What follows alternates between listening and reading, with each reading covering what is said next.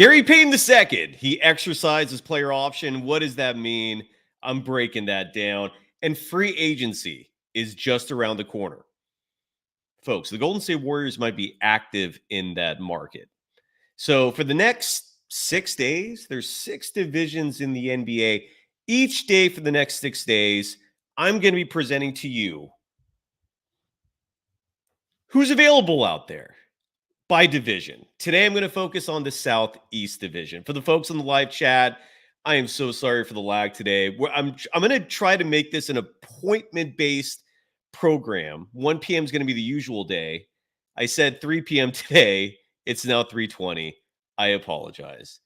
Stuff happens, but let's get into it. We're going to talk Warriors and have a grand old time. Let's do it. This is the Golden Days.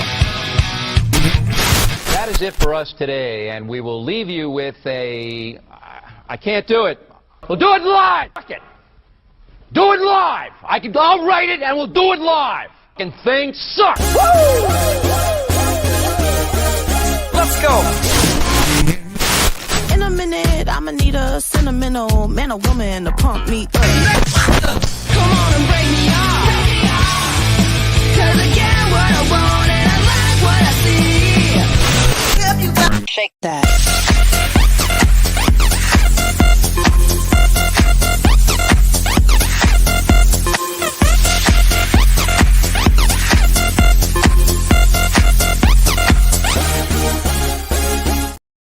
All right, welcome to the program. I'm your host, Cyrus Saatsaz. You can follow me on Instagram, on Threads at Dog Wild. I'm going to get back on the Twitter tip soon. Not to engage. That place is toxic. It's literally the most toxic place online, in my humble opinion, outside of maybe 4chan. They definitely rival each other, but Threads. You can find me there. I will engage with you there and on Instagram at Dog Wild. Welcome, everybody. Thank you for joining the program. This is a brand new show. It's called The Golden Days, part of the Believe Network.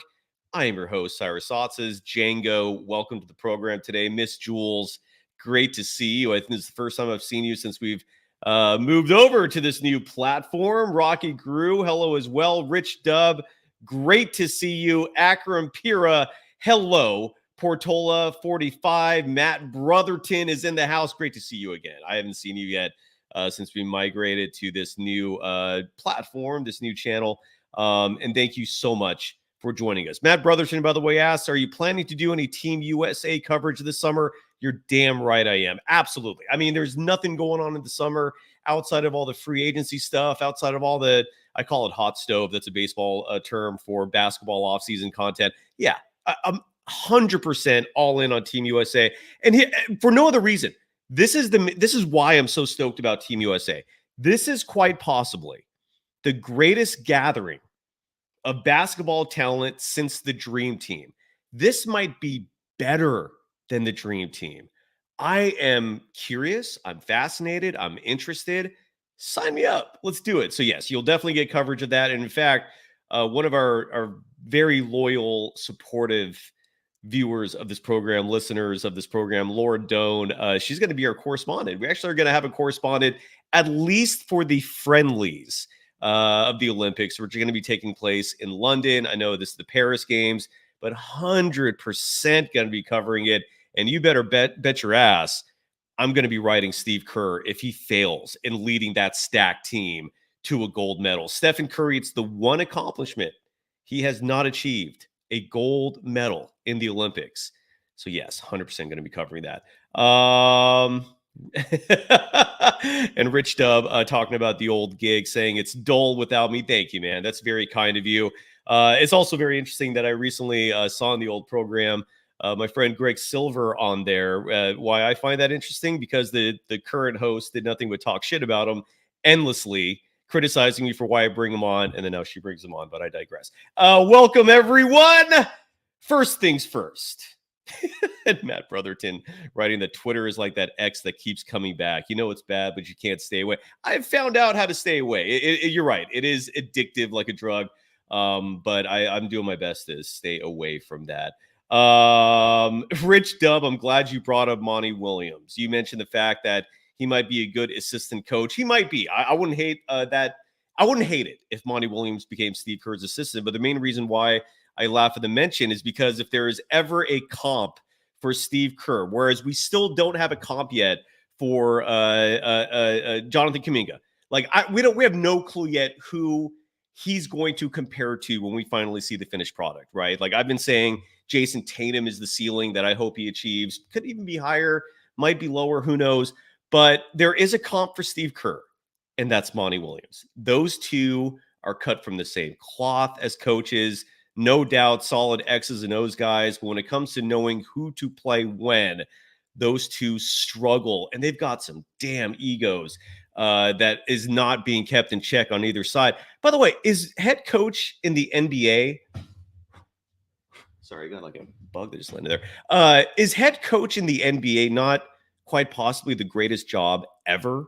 How many times do you hear a head coach getting fired and they walk away with tens of millions of dollars for getting fired? Monty Williams, what was his deal? He got what, like 90 million or 70 million? I got to look that up real fast in terms of what he's going to be getting paid for doing absolutely nothing after one awful season as the head coach. I'm trying to find right now what. Oh, here it is. Monty Williams leaves the Detroit Pistons with 5 years and over $65 million left on his deal. Detroit Pistons owner Tom Gores has to pay him that $65 million to do jack shit. Congratulations, Monty Williams. Unbelievable.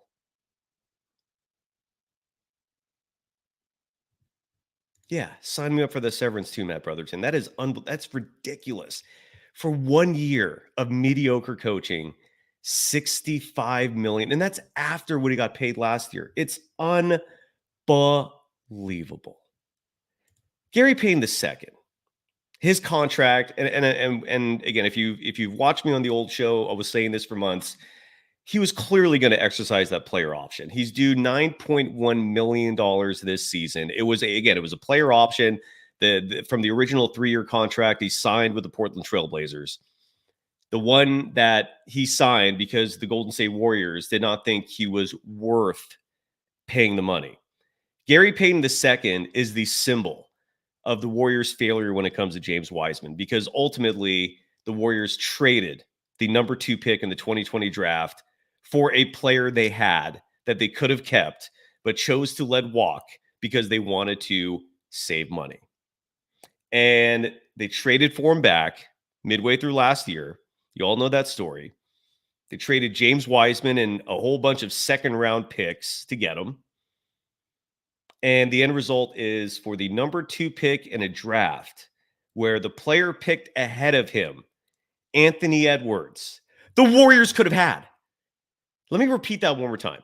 I know it sounds like sour grapes, but this pisses me off to no end that the Warriors could have had Anthony Edwards on their team right now if they simply adhered to the Minnesota Timberwolves' desires of swapping picks. Now, what Minnesota wanted was their first-round pick in 2021 back from the Warriors.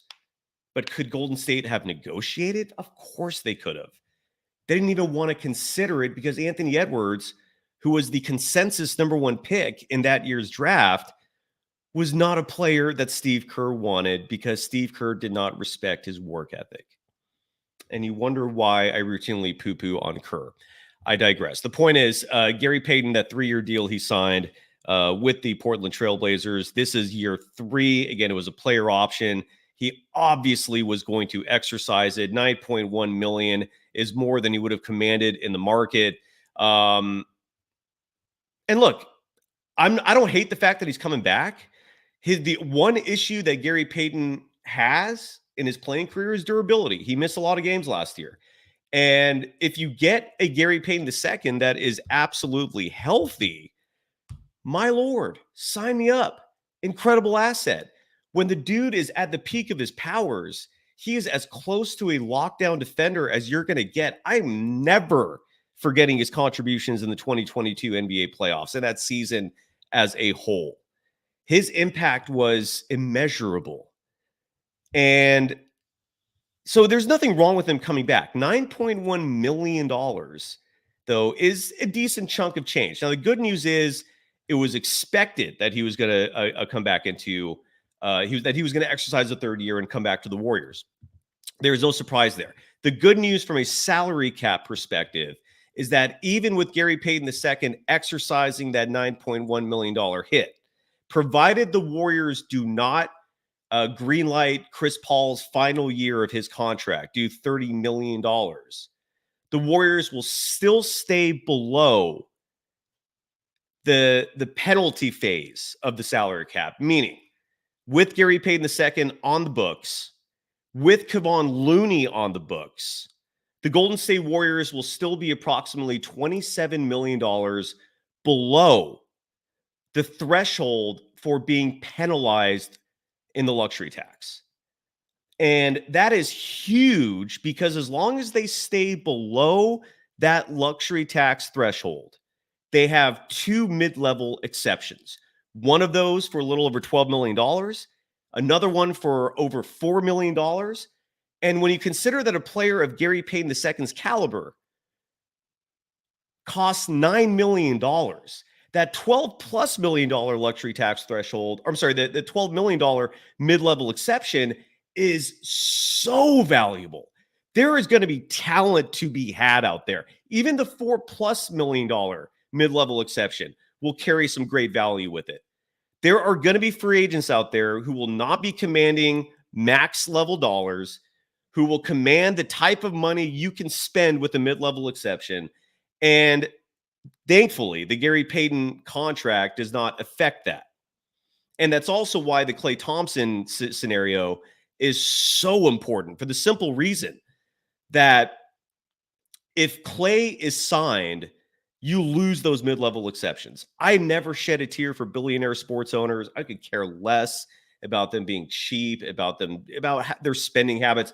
But I do care when the money does affect the salary cap. Now it affects the team, and it doesn't affect how deep of a pocket a billionaire owner has. So the Klay Thompson thing, that's a huge part of this, and it's why the Warriors are hesitant to give him the bag. I mean, that's one of many reasons. I mean, he's on the decline as a player. But good news for the Warriors with Gary Payton II, and good news for the Warriors with Kevon Looney. Regardless of their status with the team, they will stay below the luxury tax threshold, so they have those mid-level exceptions. Rich Dub in the chat writes, Chris Paul plus Klay equals $74 million in cap savings. Sign Klay after you trade Wiggs. And here's the thing, and this is just me personally. And Cool Breeze, I'll get to you in just 1 second in the chat. I would honestly prefer, and this is no disrespect, nothing I ever say on this program is personal, all right? So meaning I have no personal beef with Steve Kerr. I just think he's an overrated head coach, and I think it's time for fresh blood. And I just don't support a lot of the decisions he makes when it comes to personnel. And I also don't think has any skills when it comes to developing talent, but that's a whole other talking point. I have nothing personal against Kerr. I'm sure he's a really nice dude. I have nothing personal against Klay. But he's clearly on the decline. And what we learned last year is that him and Andrew Wiggins are a redundancy. Andrew Wiggins was a better three-point shooter the last 3 months of the NBA season than Klay Thompson. And what I'm getting at here is that Rich Dub in the chat, for example, is suggesting keep Klay and trade Wiggs. If the Warriors ultimately decide to keep Andrew Wiggins and let Klay Thompson walk, and they make Andrew Wiggins the shooting guard, you're not losing that much shooting, but you're getting a lot more defense. You're getting a lot more athleticism, and the Warriors are a legit contender. And as is, I know that sounds a little crazy, but a starting five of Steph, Wiggins, Kuminga, Draymond, and Trace Jackson-Davis, with a bench that as of right now that we know of has Gary Payton II, Brandon Pajemski, Kevon Looney. I don't know who I'm forgetting. I hope Lester Quinones comes back. I really hope he comes back. Right now, he is a restricted free agent. They better bring him back. I love Guy Santos. Usman Garuba is undetermined. I'd like to see him actually get minutes. We have no idea what kind of product he's going to be. But this is a damn good team as is if Klay and Chris Paul walk. And then you've got 12 plus million in a mid-level exception and 4 plus million as a second mid-level exception. You also don't have to offer those mid-level exceptions all at once, meaning the $12.5, $13 million mid-level exception the Warriors can get if they stay under that luxury tax threshold. They can split that up. They can spend $9 million of it on one player, 3 on another, and then you still have $4.5 million approximately as a second mid-level exception. Tell me that bench that you can create with those mid-level exceptions will not form a fantastic basketball team. And that is literally the Klay Thompson dilemma, because that is how much money Klay Thompson wants. That's how, and the money he wants will impact the salary cap that much. And maybe worst of all, they're not a better team with him. Now, if you find a way, as Rich Dub writes, if you find a way to trade Wiggins and keep Klay, I don't hate it, but Klay Thompson as a defender has become a massive liability. Klay Thompson, the shooter, is no longer consistent.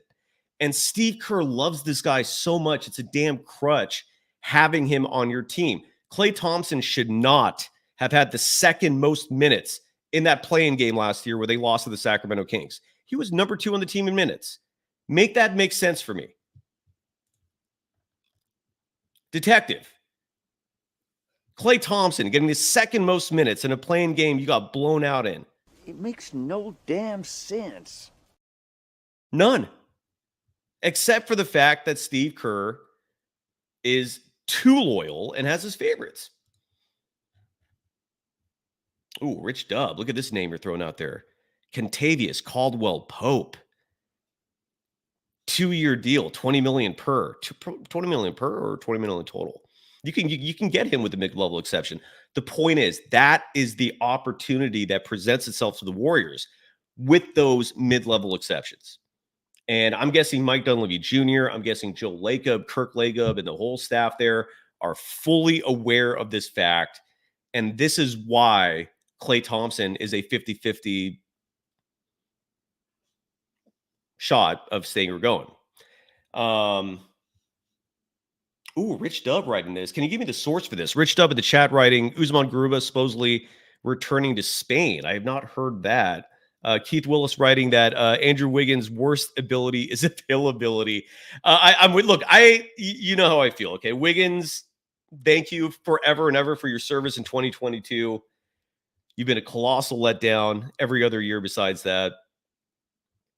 Portola 45 writing Jose Alvarado, energy off the bench. Again, we'll get to the division that the Pelicans are in right now and discuss their free agency. Let's get to that. Why don't we get to who is actually available in free agents? Bruce Morrow writing, the Warriors should move on from Wiggins, GP2, in my humble opinion. I agree with you. I also want to try something new here. Let's do this right now. Screw it.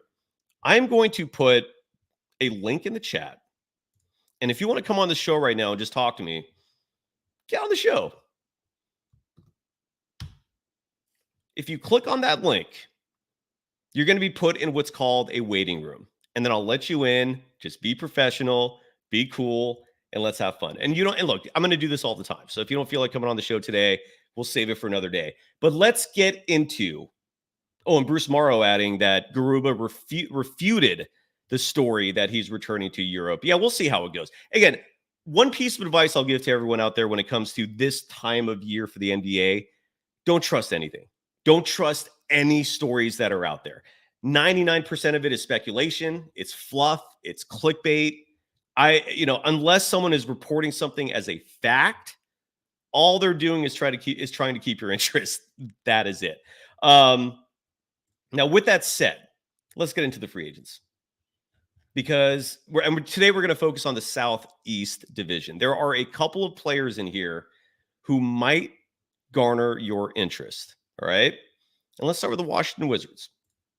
The Washington Wizards, these are their free agents. Tyus Jones, fantastic point guard, not a player that the Warriors need. And he's going to be asking for a lot of money, and rightfully so. Certain teams will desperately need him. I could think of the Phoenix Suns as being maybe the most prime example for someone who Tyus Jones would fit perfectly on. I mean, a lot of people talk about Phoenix lacking a ball handler, a distributor, someone to manage the floor.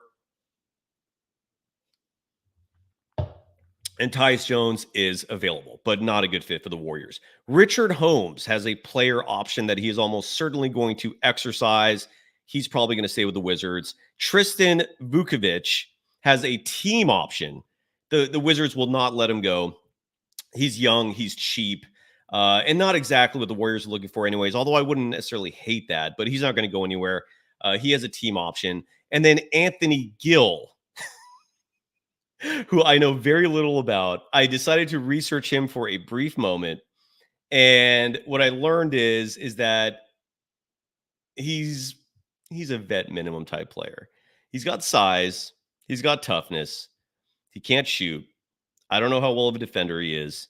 But if you want a big body coming off your bench for garbage time, for injuries, for the vet minimum, sign me up. But otherwise, doesn't excite me. So the point is, when it comes to free agents, the Washington Wizards have nothing to offer. So let's move on. What a garbage organization that's been for like 30 years now. I honestly, I'm trying to think back to when the Wizards were ever good. First of all, this is just me. I think the Washington Wizards have the worst nickname in the entire NBA. Wizards. I mean, like, how did you even come up with something as ridiculous as that? I know that the Bullets name had to get changed because of gun violence, because of the owner's personal impact when it comes to gun violence. Google that story if you're unfamiliar with it. But what a downtrodden franchise, man. That team hasn't done anything in so long. The only thing I think of when it comes to the Washington Wizards is they're the team that Golden State in 1995 or 6, whenever it was, traded Chris Webber to that team for Tom freaking Gugliotta, and the rest is history. Rich Dub adding with the Wizards before we move on from that topic. Bradley Beal with John Wall and Kelly Oubre for 1 year. Yeah, that's it. And those are the types of teams they've randomly pushed out. For folks out there who are too young to understand or have any experience with the Warriors and how tortured they were for decades, think of the Wizards now. That was the Warriors for 30 years before Stephen Curry came and Joe Lacob bought the team, and the rest is history. So anyways, the Wizards, yeah, you're not offering a damn thing. Now, the Charlotte Hornets, team 2 in the Southeast that we're focusing on today. The most intriguing free agent that they have, and when I broached this subject with Dub Nation, with fans, in terms of what your thoughts are, what do you think about Miles Bridges? I don't get a lot of excitement. The feedback is not pleasant. and more specifically, what I mean by that, oh my God, we got Bruce. Okay, Bruce Morrow, you're coming on in just a second. Let me finish up with the Hornets, and then I'm bringing you on. So the point is, Miles Bridges, if you sign him, you get a talented player. You get someone who can rebound, decent defender, great offensive player. You've got a power forward that is impactful and makes a difference. He's also a nut job. He's also a criminal. You do have to. Culture does play a part in a lot of these decisions. So you have to ask yourself: does Miles Bridges fit into the San Francisco Bay Area? And we heard Draymond Green likes him. Controversial comment some months ago where apparently they're buddies. They're chummy. They're chum. But he's an unrestricted free agent, and someone's going to give him the bag. How do you folks feel about Miles Bridges to the Warriors? He would make a difference. Davis Bertans could be a free agent. Probably won't be, though. He's got a weird contract that has what's called an early termination option in there, where it's where basically the Hornets have the option of ending the contract this season, but they still owe him $5 million, kind of like Kevon Looney's deal. But because they still owe him $5 million, because they still need bodies, my guess is he's going to stay. I don't know how I would feel about Bertans to the Warriors. I've never been a huge fan of his. He does give you size. He does give you outside shooting, so he'd space the floor. I'd love to know your thoughts on that. And then the only other free agent for the Hornets, and then Bruce, I'm bringing you on right after this, all right? This is the first time a fan of the show is going to be on the program. I couldn't do this with the other network. They wouldn't let me. A player named JT Thor has a team option. I know nothing about him. Could someone enlighten me, please, on JT Thor? So we're 2/5 of the way to the Southeast Division in terms of available free agents. And let's bring on Bruce. I'm so stoked to finally meet you. You've been a supporter of this program for a damn long time. You're on the stage. Look at you. How you doing, Bruce? Nice to meet you. How you doing, man? I can't hear you. How are you doing? Is your audio fixed? What's going on? Okay, I was on mute. Sorry. There we go. Now you're unmuted. Good to see you. Yeah. Let's get your display name showing if this works. Oh, I guess not. Okay. How are you doing, man? It's nice to meet you. What are your Yes. thoughts? What's on your mind, brother? Take it away. What's on my thought? I'm just looking forward for next season because I want to see this again. Yes. Yeah. That's So one of my favorite pictures ever, by the way. That's of all the photos of the Warriors to put on your wall, that's a good one, man.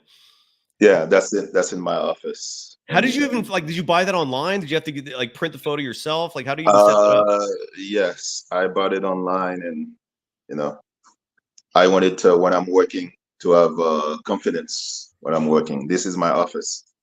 So What do you do? I am I work with hospitals. They call me if people want to speak French, Spanish, Haitian Creole. Yeah. You're a translator. Yeah, I'm a translator. I'm a paralegal. Yeah. All Good those things. stuff, man.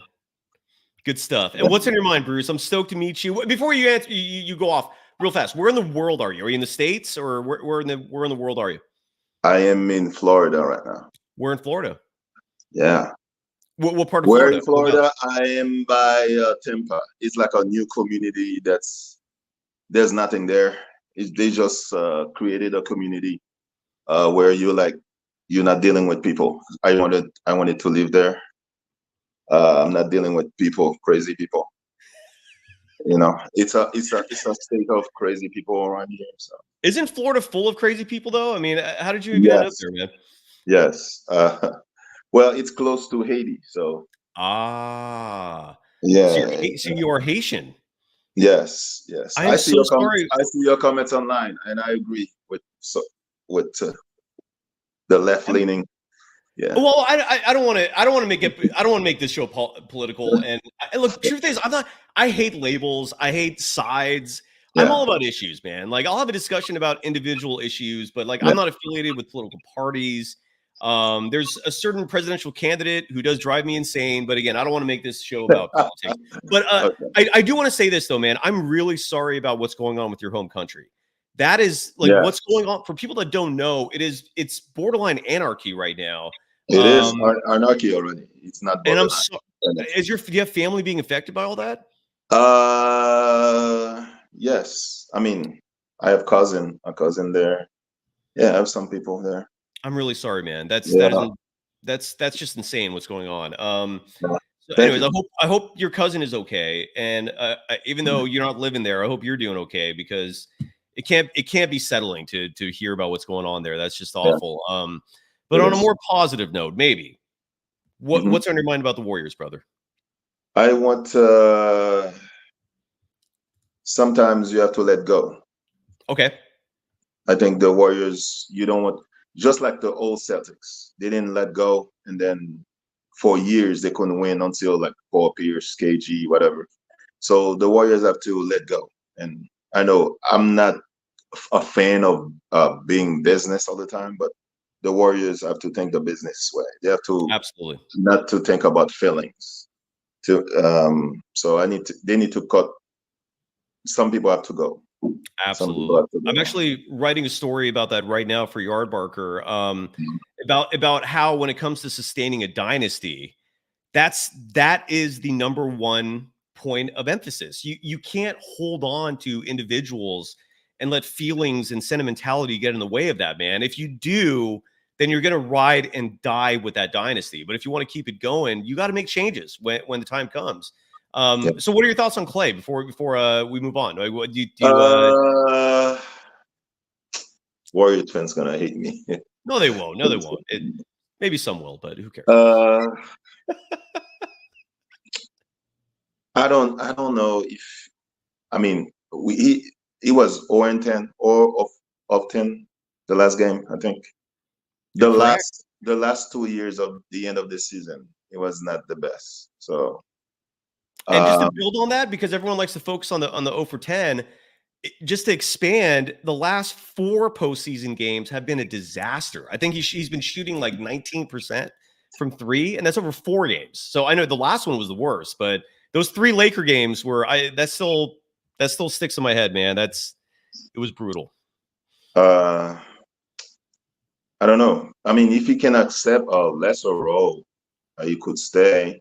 If he can accept the money, less money, he could stay. To build a team to win another championship, he could stay. But if he wants like all Klay money, I don't know if that's a good idea.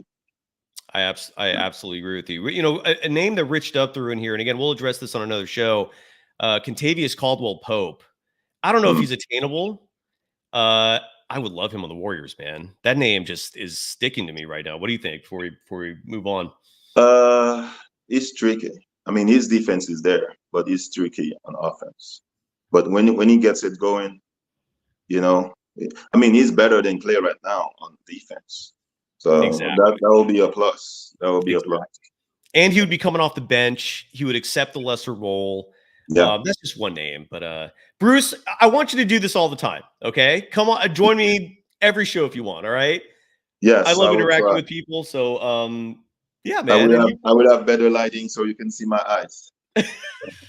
I see your lighting's fine, man. You're good. Yeah, you're good. Sorry. You're good, brother. Okay. Bruce, it was really nice to meet you, man. It really was. Thank you. Thank you. And let's get you back on soon, okay? All right. Thank you. All right, brother. Thank you. That's Bruce Morrow. You can hang out in the green room if you want, or he just hung out. He just dropped. And that's how this is going to go. You can come on the show now. Here's the thing. I love making connections with different human beings, especially quality human beings. There's a lot of just, bad people out there. But I love the different perspectives that comes with expanding a community beyond just one person's ideas. So bring your perspectives. Let's do it. Okay, and look, we got someone else. Is this is this Matt Brotherton? Yep. What's up, brother? Nice to meet you finally. I know, nice to meet you, Cy. Pumped to be doing this. I'll jump on for a little bit. Thank you. What is on your mind before I read off the rest of the free agents in the Southeast? So happy to talk about the free agents, but I'm trying to focus on the positives and the excitement of this summer with Team USA. If you actually want to talk about that for a minute, go through. I think some milestones. I know you talked about earlier is the most. We have a chance to formulate the team of what the most talented roster, I think was the wording you used, which I fully agree with, and possibly someone who is someone who's too young to see the dream team, especially with all the traction that the WNBA is going on right now, and everything on there. It's exciting. I have personally not been this bought into a Team USA in a long time. I know 2020 was funky, right? You can't really put too much index on that, but we'd love to hear from you with what you think a good roster or at least lineup starting looks like that. Hopefully Kerr doesn't mess it up. But what you think the right kind of starting team looks like for that? That's a great question. I'm actually pulling up Team USA's roster right now. Let me ask you this. Never mind the fact that 1 through 12, this is one of the deepest collections of talent we've ever seen in basketball. But what are your thoughts on the fact that Stephen Curry is finally involved? I mean, we've never seen him in the Olympics. And I'm going to start with him as a starter. I think he should absolutely start. But what are your thoughts on Steph finally being part of the team? Just incredible. So excited to see him out there on the international stage, right? I forget how much shorter the international three-point line is. It's like a foot in maybe, or I know it's a little bit different rules that they use in, for FIBA. And same with the rim protecting aspect. I think Steph is just going to cook. It's going to be so much fun to see him out there international. Also, competition is just objectively better than what it's ever been in history. So we're actually, I think, going to get some fun games, at least some competitive moments, which as much as I enjoy watching 50+ blowouts, it's not always the most fun to do that routinely. So, should be a lot of fun. And what I'm the most selfishly excited for is to see Steph and Bron play together. Hell yeah. Just 2 top 10 players has ever graced the game of basketball, right? And find another chance and opportunity to see them like play together. I think, LeBron, as much as I love Draymond and Steph are amazing, you put LeBron in Dre's role, and I mean, that is just the greatest, I think it's the greatest pairing in NBA history, honestly. So would you agree with, and this is just my opinion, I'm only reading the tea leaves here, Yeah. but my guess is Draymond Green was incredibly pissed off that he wasn't not just not invited, but not even considered for Team USA. Any thoughts on that? You reap what you sow. I mean, it's his own fault. I don't think it's talent wise, isn't the reason he's not on this team, or basketball capability. It's same old story with him. It's all mental and what he's done. And frankly, I think if you're repping the USA, especially for how tumultuous, you're talking about politics a little earlier and what's coming up later this year with the election, right? Like, we want to be, repping positivity, I would say, more than anything. And, I look at someone like Drew Holiday. I think anyone who wants to knock him on the team, so be it. But I think that is one of the greatest human beings we also have in the entire league. So people like that, like, sorry, Dre, it's your own fault. You're not there. You can get over it. I don't think you will get over it, but Kurt, he has Kurt to complain about, and Kurt can be the soundboard for him, I guess.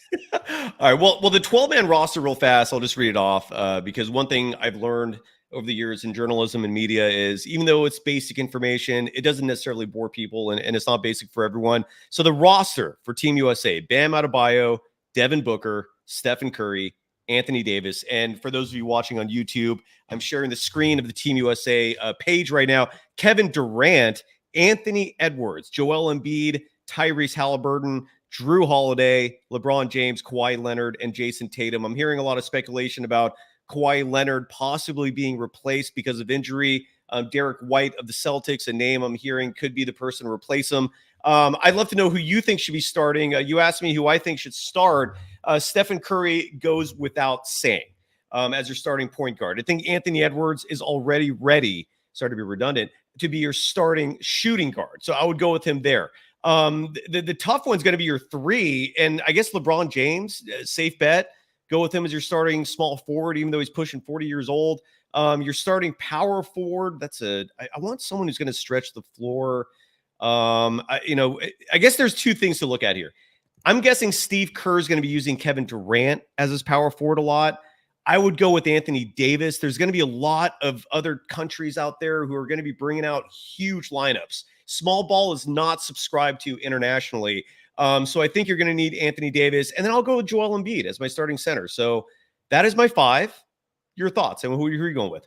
I love it at the end of the day. I don't think you can make a wrong combo of, you could even run the smallest of 5 or the biggest of 5, and you're still going to, have some great options, right? But I want to see a lineup of, I want to actually go tall with Steph. So I want to see a lineup out there with Steph, Tatum, LeBron, Durant, and either Embiid or AD. I like that. I think you got to stagger AD and Embiid one off. I think they're probably going to run rotations of 5, get 10 guys out there, 5 on, 5 off. That's what they did last year. I think it's going to work a little bit better, with this team. So I like seeing the young guys go out there. I want to see Tyrese and, Ant-Man together. I think Ant-Man is, better. It's still than Tatum, even though Tatum just won. But I want to see like the younger guys get a little bit of camaraderie, let them come off the bench, use that lineup. And I really just want to see Steph, KD, and LeBron out there. Totally. Starting and again, like you said, you can't go wrong. The only reason why I don't hesitate putting both Anthony Davis and Embiid out there is because they can both shoot the 3. So you don't have spacing issues, even though you're putting 2 bigs out there. But like you said, man, you can't go wrong. You can literally go with any 5 and you'd probably be okay. I love Douglas Mikes in the chat saying Steve Kerr is going to start Devin Booker as center. That is funny. Any other thoughts before we wrap it up, man? I'm super stoked you joined me today. Anything you want to add before we move on? No, just I'm pumped the new shows here. Love listening in. Glad I was able to make it. We'll be enjoying the summer. Can't wait for more to come back, please. All right, be a regular contributor.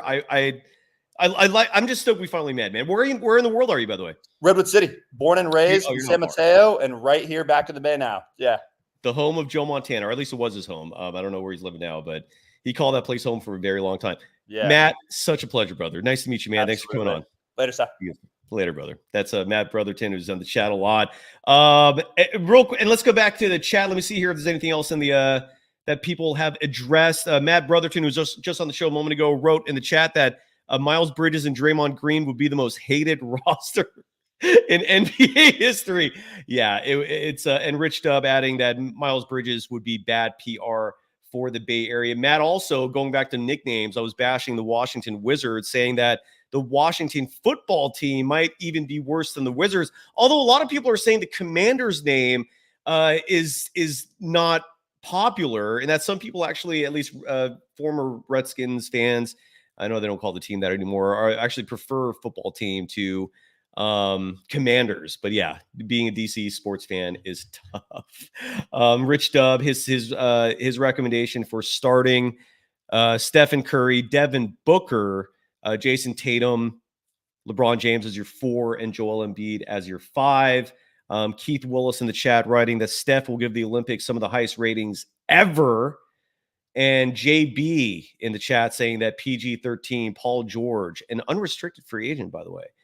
He's going to command way too much money for the Warriors, but that PG-13 should be on the team. Let's go back real fast to the rest of the free agents from the Southeast Division. I'm loving the fact that we're getting people on the show, man. That is huge. A entirely new wrinkle and element to this program that I am stoked on. I'm so stoked about it, even though it doesn't make sense at all. I want to hear from Azal. Oh, my neck, my back, my neck and my back. Oh. Yeah, I know. I missed that drop simply because that was reserved for Andre Iguodala, who is now retired. The next team up, we covered the Hornets.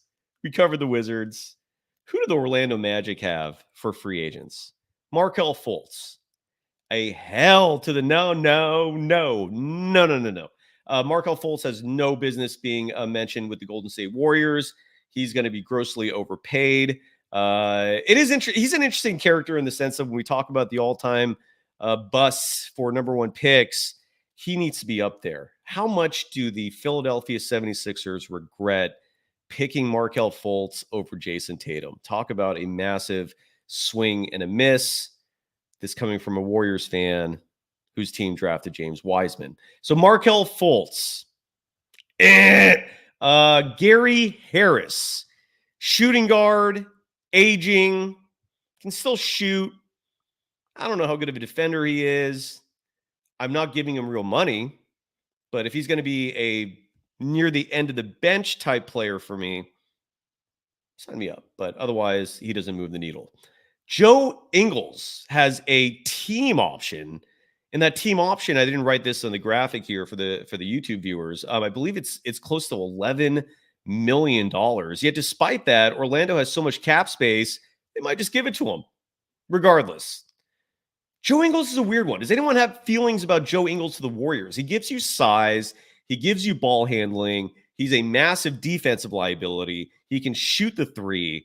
Warriors fans remember him clearly from his days with the Utah Jazz. He had his moments. I wouldn't mind him off the bench. Is he a difference maker? No. I hear he's a good locker room dude, a good chemistry guy.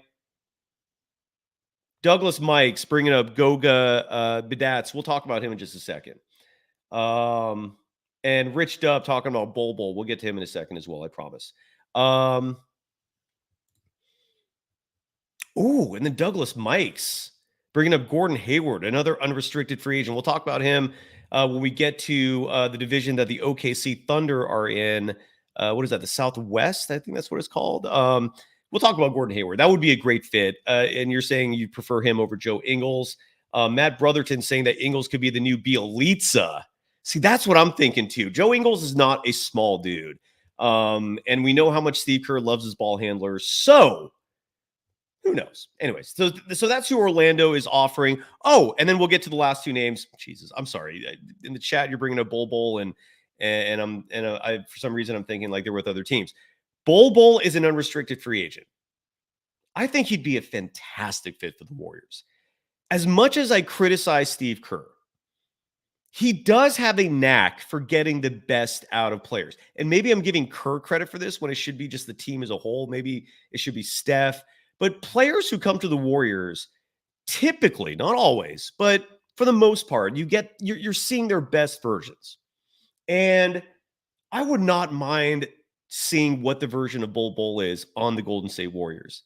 He obviously gives you size. His dad, Manute, played for the Warriors. If you're old enough to remember that, it was a sight seeing that dude with the weird shooting form for his threes. His elbow would like go up to his head before he'd heave those things.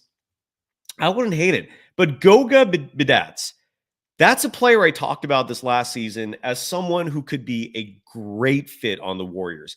He is a grossly underrated player. He made the veteran minimum last year. He's going to get a lot more than that in free agency, but he's also not the type of guy that's commanding $20 million per season. So, of all the names that I'm going to read off today, Goga Bitadze is who excites me the most. I know it's not fancy. I know it doesn't, tickle your fancies. I'm sorry to be redundant there, but the point is, Goga, he would be a positive addition to the Golden State Warriors. Bruce Morrow is saying Ingles is done. Yeah, you're right. He did have the ACL tear a couple years ago. And Bruce, you're also saying Bol Bol will not get minutes. He can't move his feet. That's interesting. And then Rich Dub saying Ingles is another 6'8". Bol Bol's is second generation NBA. Would love him, but he has motor issues. Okay, so from the chat, I'm hearing criticism of Bol Bol referring to both his motor, whether or not he can get revved up and bring the energy, and also his footwork. But again, if the Warriors get Goga Bitadze, I'm happy. And that is where the mid-level exception is important, because you're going to need that to get a player like Goga. Douglas Mike's adding Goga and Trace Jackson Davis and Kevon Looney. Don't forget he's on the roster as well. Would be a sweet center rotation. I agree. We got two more teams. I'm going to save the best for last. And real quickly here, mention the Atlanta Hawks as fourth, and then we'll save the Miami Heat for fifth, because Miami has a lot of players that are going to be available. The Atlanta Hawks, who have one of the worst run front offices in the NBA. They really do. The Atlanta Hawks are one of these teams that are they're really irrelevant, right? When you talk about the national landscape, when you watch any sort of program that covers the NBA top to bottom, the Atlanta Hawks are such an afterthought. Never mind the fact that they blew it by trading Luka Doncic for Trae Young. They actually did that. Why they did that, who knows? What a disaster that was. But one of their top guys in their front office, I'm not going to mention his name, but if you know anything, you'll figure it out. Never played basketball, never experienced basketball. Until recently, he was an actor, a failed actor. He got a job through his agency being a TV host in the San Francisco Bay Area for a few years. And because he was college roommates with the GM of the Atlanta Hawks, he got a job last year as a scout, and he got promoted to the front office this year. And you wonder why I rip NBA front offices for nepotism, for just pure ignorance. That's the Atlanta Hawks for you. They are a horrible team. Horrible. And who do they have for free agency? Saddiq Bey is a restricted free agent. I have no idea if Atlanta would match. He would be an awesome addition to the Golden State Warriors. I don't know what he's going to cost. The Warriors briefly had him for a moment in the trade scenarios that resulted in Gary Payton II coming back to the Warriors, James Wiseman being shipped to Detroit. Saddiq Bey, for a brief moment in all that, was on the Warriors.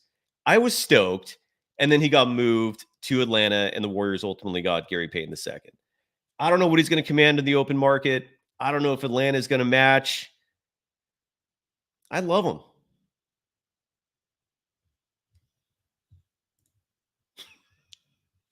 Wesley Matthews,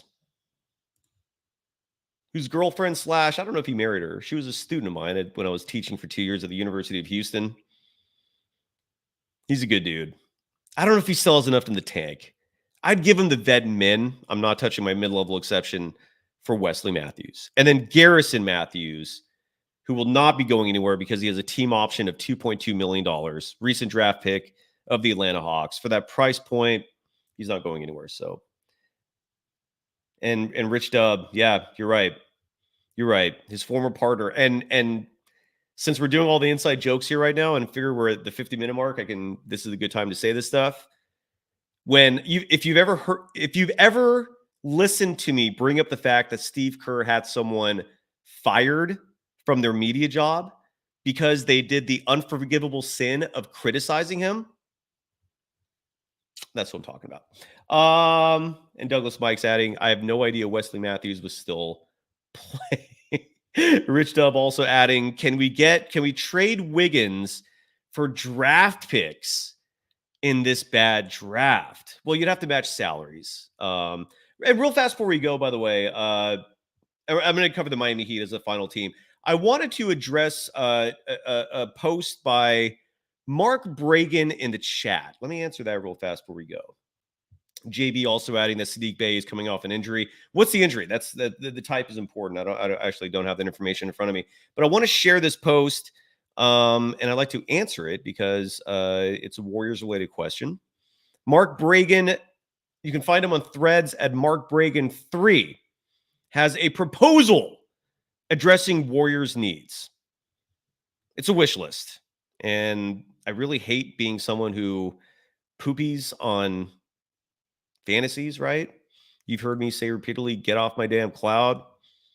I'm so sorry for getting on your cloud here, but I'm going to have to pop a lot of clouds with my needle. Nick Claxton. It's going to be too expensive for the Warriors. Lauri Markkanen of the Utah Jazz. His price is so damn high. Lauri Markkanen is one of those dudes where I honestly could not give you an answer if someone came to me and said, would you trade Kuminga for Lauri Markkanen straight up? I don't have an answer for you right now. I don't know if I don't know. Here's the thing with Lauri Markkanen. Markkanen by himself does not make the Warriors champions. What I mean by that is if you have a team with, let's say, Steph, you bring Klay back. So you have Steph, Klay, you have to trade Kuminga to get Markkanen, right? So now Lauri Markkanen is your 3, Draymond, Trace Jackson Davis. Let's say that's your starting 5. You're not winning a title with that. It's not enough. As crazy as it sounds, it's not enough. You'll be a playoff team, but you're not going to be a champion. And at least for me, the threshold for who you trade Kuminga for, like what is the rule that you need to follow in order to greenlight a Kuminga trade? I would say whoever you get back for him needs to make you a legitimate title contender. Kevin Durant alone will not do that. And you're going to have to give up the house for Lauri Markkanen. Every draft pick you have in possession that's tradable, gone. Your entire core of young players, Kuminga, Moody, Podziemski, Trace Jackson Davis. You're going to probably have to throw in Wiggins there to match salaries. Gone. So you don't even have Trace Jackson Davis as your starting center anymore in this scenario. And the problem with Lauri Markkanen is that's what you have to give up. Still might not be enough. And you're not winning a chip. So is it worth it? I mean, I'm talking myself into saying no. I love the guy. He's 7 feet. Versatile, 5-tool player for the most part, defensively. But are you trading Kuminga for Lauri Markkanen? I'm leaning no right now. I might be talked into it, but right now I'm leaning no. And again, as a feasible, realistic option for the Golden State Warriors, no. Malik Beasley as a perimeter shooter in free agency, wouldn't hate it. I don't know if he's affordable. Cole Hauser, sure, sign me up. Derrick Jones Jr. as a 3 and D. I don't know if he's available, and he's going to be pricey. As your point guard, Tyus Jones, we just talked about him, way too expensive. Explosive 6th man, Malik Monk of the Sacramento Kings. Again, I love the ambition, appreciate the dream. I hate popping the cloud, but Malik Monk is going to command real money this offseason. Warriors can't do it. Stretch rim protector. Trade for Naz Reid. Minnesota is not giving up Naz Reid. And considering they're paying him what, like $15 million a year? No, he's on such a good deal. He's so important for that team. No chance in hell. Trade for Jonathan Isaac. I don't know if he's available either. I'm guessing the Orlando Magic are locking him down tight. And in this hypothetical lineup, you have Stephen Curry and Tyus Jones playing together. You also have Jonathan Kuminga on the team. He's long gone if you're making all these moves. So that's the answer to that. It's a fantasy. Respect that you want all those players, but that's not happening. Oh, Ethan, look at you. You just have to be a dick, huh? Why don't you come on the show and spew that hatred? Come here. The link's in the chat. Invite's open, dude. It really is, man. And on that note, bye-bye.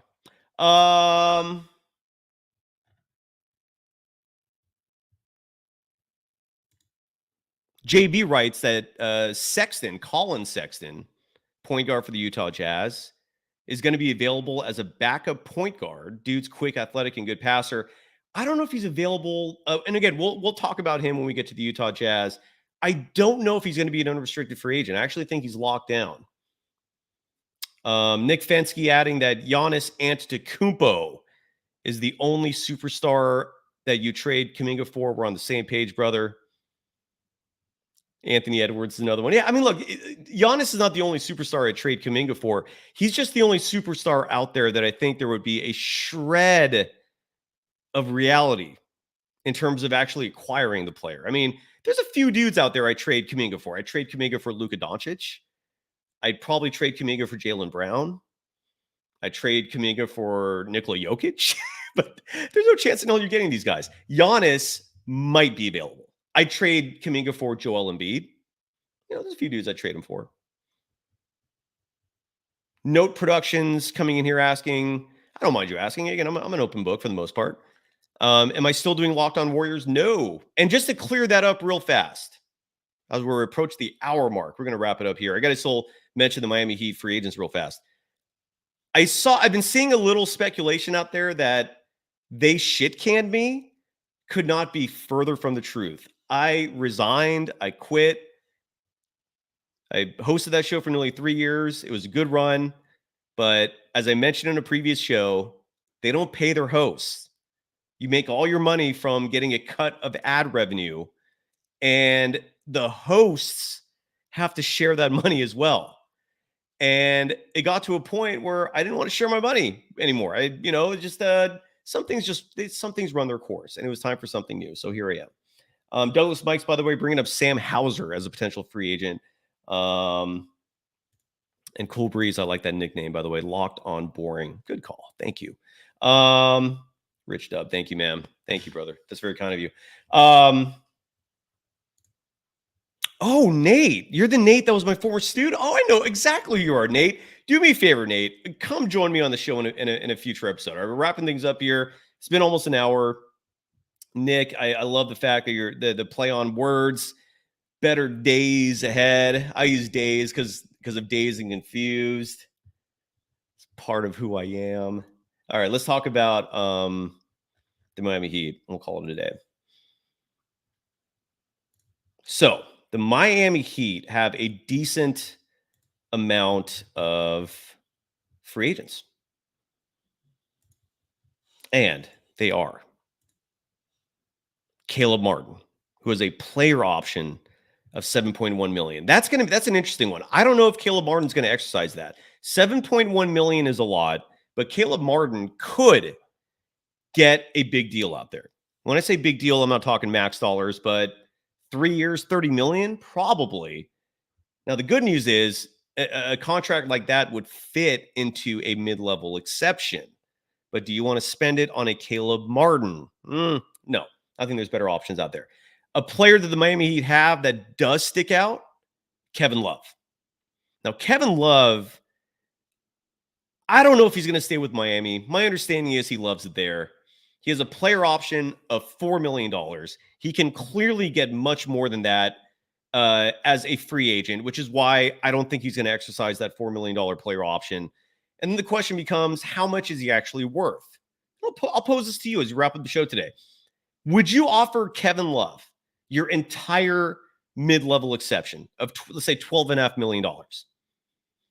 I'd think about it. I know he's getting older. I know he's a defensive liability, but he's still an elite rebounder.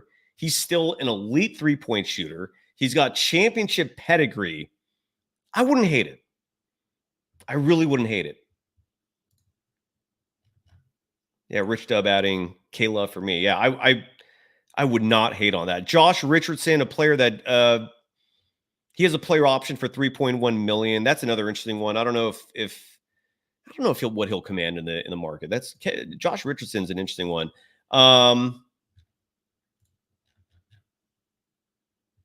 And Douglas Mikes, I agree with you. I think you present the best sentiments. If Kevin Love prevents the Warriors from getting someone like Goga, I wouldn't do it. Absolutely. 100% agree. And then one other player that the Miami Heat have who does intrigue me. I wanted him a year ago. He can't shoot the ball, but he can rebound. He can defend. He is an enforcer inside, and that's Thomas Bryant.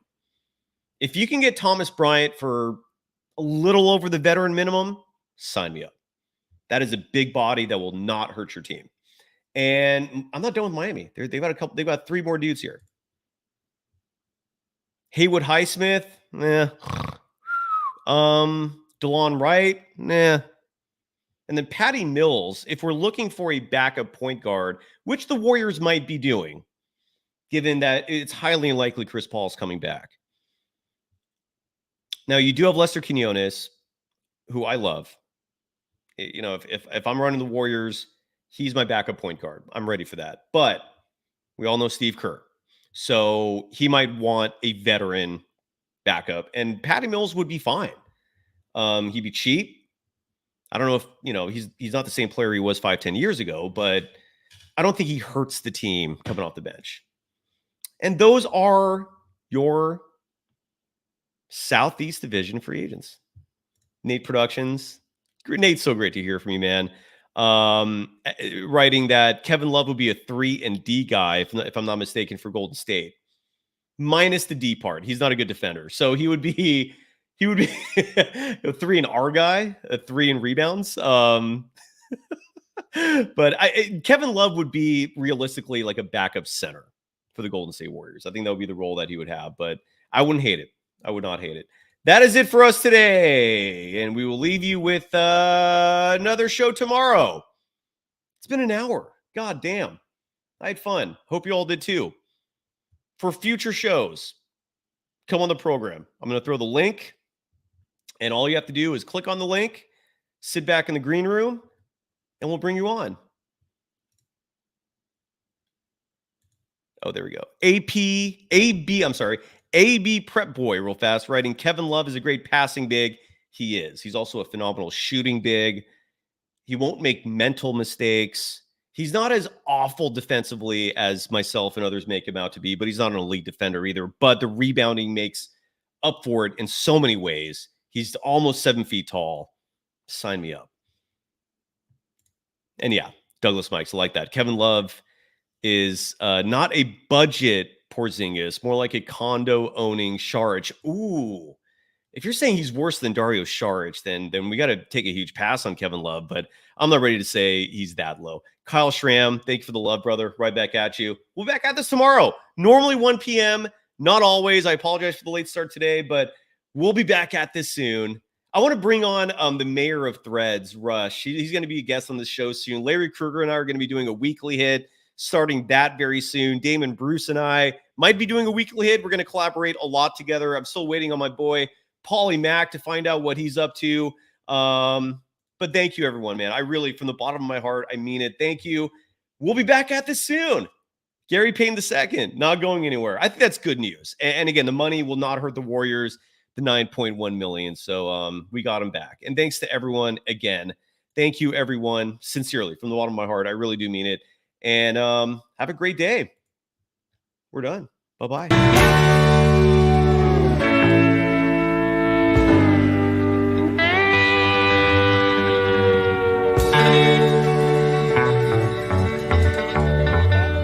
Peace out, y'all.